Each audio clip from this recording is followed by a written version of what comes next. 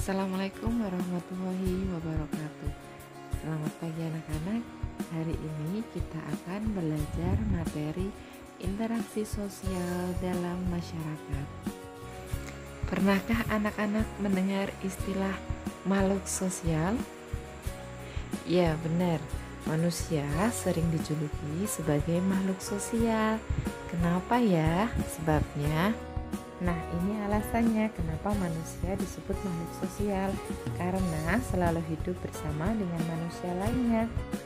Manusia itu saling bergantung satu sama lain, saling membutuhkan, saling tolong-menolong, sehingga dalam diri manusia itu ada dorongan atau kebutuhan untuk berinteraksi kepada orang lain dan lingkungan sosial.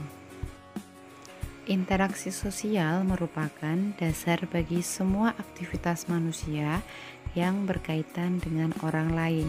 Di dalam interaksi sosial itu terdapat hubungan-hubungan sosial yang menyangkut hubungan antar individu, individu dengan kelompok, kelompok dengan kelompok.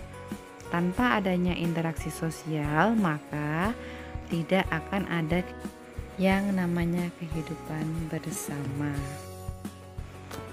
Nah, ciri-ciri proses interaksi sosial dalam masyarakat yang pertama, adanya dua orang pelaku atau lebih. Dua, terjadinya hubungan timbal balik antar pelaku. Tiga, diawali dengan adanya kontak sosial, baik itu secara langsung maupun tidak langsung.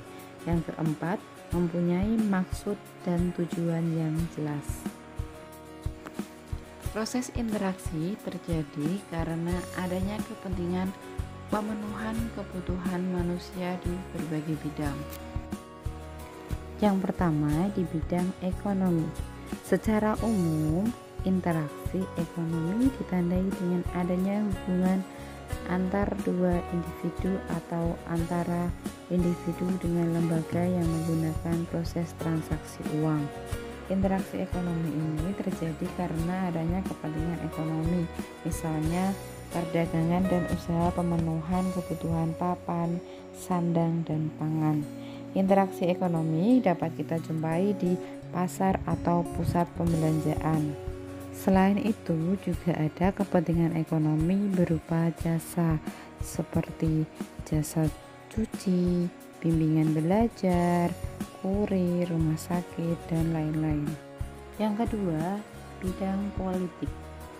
Interaksi politik merupakan hubungan yang dilakukan oleh individu-individu atau kelompok yang memiliki tujuan yang sama melalui jabatan politik dan pemerintahan.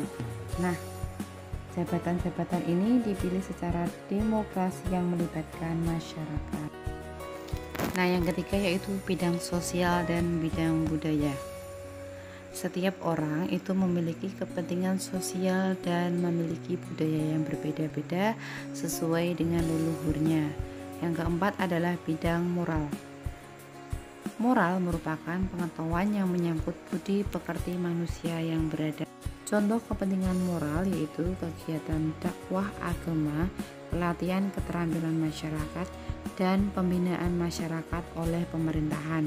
Tujuannya itu supaya masyarakat di suatu wilayah memiliki kesadaran untuk berperilaku baik dan mau maju bersama dengan masyarakat di wilayah lain.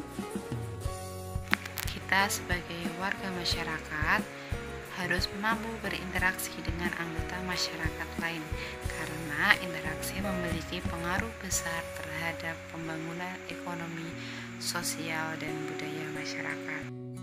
Sekian materi yang kita pelajari hari ini. Sampai ketemu di pembelajaran selanjutnya. Wassalamualaikum warahmatullahi wabarakatuh.